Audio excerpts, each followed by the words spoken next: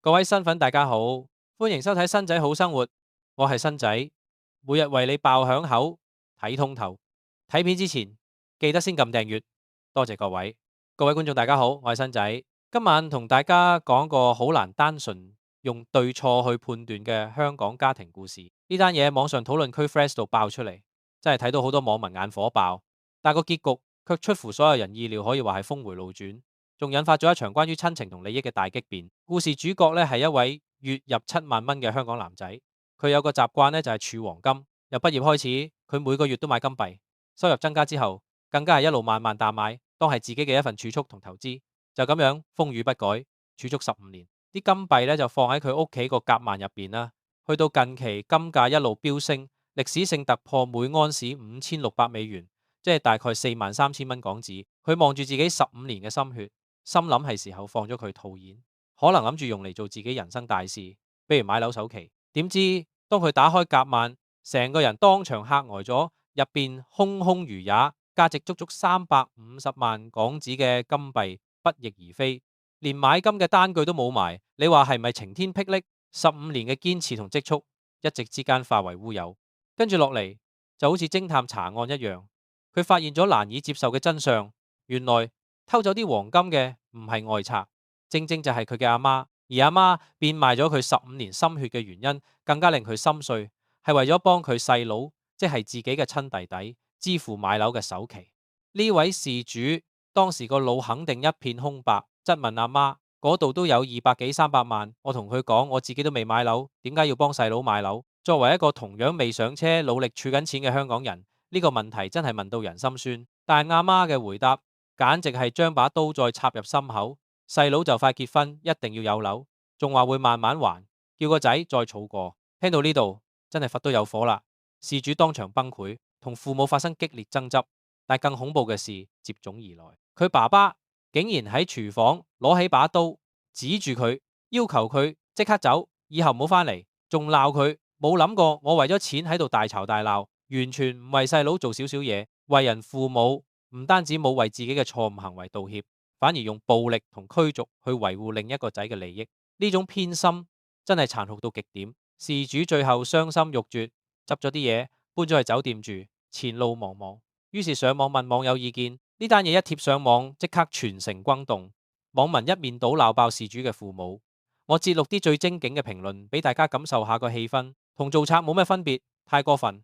呢句係最多人講嘅，因為不問自取，無論咩關係，本質上都係偷竊、親情勒索，一針見血，用父子母子關係做籌碼，逼你吞咗隻死貓。偏心嘅父母多嘅係，道出咗好多仔女家庭嘅暗黑現實。報警啦，佢根本冇當你係仔，呢個係最多網民俾嘅行動建議，認為既然父母不仁，就應該大義滅親，用法律手段追回全數款項。你信佢哋會還？有得還，使乜要偷你嘅金？醒下啦！網民好清醒，指出所謂慢慢還根本係空頭支票。當時嘅輿論風向好清晰，支持報警，絕不留情。大家都戥事主慘，覺得佢係徹頭徹尾嘅受害者。面對咁離譜嘅家人，法律係唯一出路。甚至有人懷疑係咪佢父母見金價升，特登偷嚟賣，個細佬買樓只係藉口。喺巨大壓力下，事主曾經好強硬，佢揾咗細佬發出最後通牒：如果3日內唔俾翻晒我會報警。個細佬一開始話可以支付利息，但事主態度堅決，即刻還翻晒俾我。當時嘅對話截圖流傳出嚟，大家都覺得呢場家庭官司似乎打硬，兄弟肯定反目。但係就喺所有花生友準備睇一場家族檢控風雲嘅時候，件事竟然出現咗一個所有人都估唔到嘅超級大逆轉。事主之後更新貼文，交代咗事件嘅最終解決方案。呢個方案同網民俾嘅標準答案完全相反。第一，佢決定唔報警；第二，佢主動提出將被偷走嘅350萬自願贈送1/3，即係大約116萬俾佢細佬，當係盡做哥哥嘅責任，幫佢完成結婚買樓呢件人生大事。第三，餘下嘅2/3，大約230幾萬，佢細佬承諾會喺2個月內歸還。呢個結果一出，網民即刻分成兩大派，嘈到不得了嘅。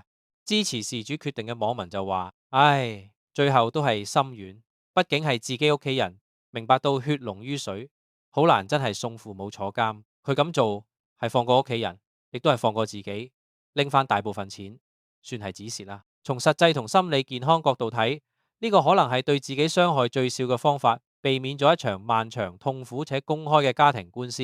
可能佢諗清楚要攞翻全數，個家就真係散晒。而家至少保住某種關係，着眼於家庭嘅維繫。雖然呢個家已經有好深嘅裂痕，俾1/3買斷咗以後嘅責任同埋怨啊！以後細佬有咩事都唔使再揾佢，條數清。有一種現實嘅計算，認為呢筆係切割費。反對同唔理解事主嘅網民就更加激動。睇到呢度真係嬲，點解要讓步？明明錯嘅係佢哋覺得正義未能彰顯，對偷竊行為讓步係縱容，慈母多敗兒，而家係慈哥多敗弟。細佬同父母以後只會變本加厲，擔心呢種處理方式會發出錯誤信號，令犯錯嘅家人覺得冇咩後果。350萬變230萬，仲要等2個月，即係唔見咗120萬，仲要冇風險，傻噶咩？從經濟角度覺得極唔划算，同埋對細佬2個月內能否還錢表示極度懷疑。佢父母同細佬而家可能喺度笑緊佢蠢，覺得事主軟弱，會被家人繼續食住。而事主自己點解要作出呢個令人意外嘅決定呢？佢自己都有解釋。佢話我性格太感情用事，冇辦法做到報警呢步，呢個係關鍵。佢承認自己唔係網民想象中咁硬淨咁決斷，面對家人，佢嘅情感最終戰勝咗理性同法律權利。佢仲提到父母都有唔同嘅病，冇必要都唔想行呢步。呢度透露咗另一個沉重嘅現實，父母健康可能已經唔好。如果真係告上法庭，對年老多病嘅父母造成嘅衝擊，可能係佢承受唔起嘅心理負擔。呢個考量好現實，亦好無奈。最後佢總結：我係好恨佢哋，大件事叫做暫時協議咗，一個恨字道盡咗所有委屈同傷心。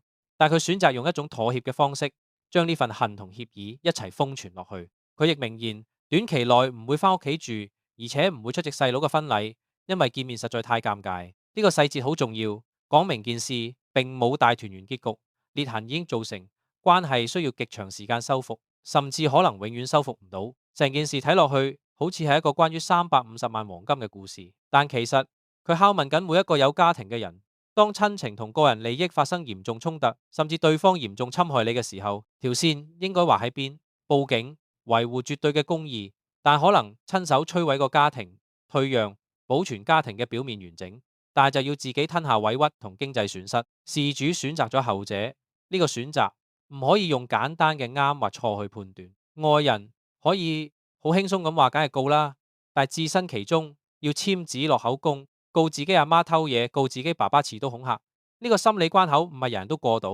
佢嘅選擇係一種帶住巨大傷痛嘅放生，放生屋企人，又放生嗰個困在憤怒同悲傷中嘅自己。事件最後，事主刪除咗所有貼文，似乎想讓呢場風暴慢慢平靜落嚟，但留低嘅討論就依然好熱烈。有人話呢個結局反映咗中國人家庭觀念裏邊嗰種家醜不外揚、以和為貴嘅深層文化基因。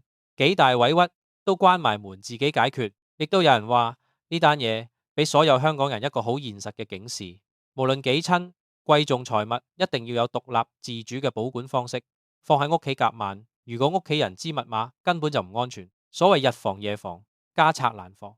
有時唔係話家人全心壞，而係當佢哋覺得一家人嘅嘢使乜分得咁清嘅時候，悲劇就好容易發生。咁故事講完，唔知大家又點睇呢位事主嘅決定？如果你係佢，你會點做？係會好似大部分網民最初建議咁，堅持報警追回全數，定係都會好似佢最後嘅選擇一樣，喺憤怒同傷心之後，為咗種種原因選擇一條妥協嘅路？歡迎留言講下你嘅睇法。我係主持新仔，下次再見。好啦，單料就講到呢度。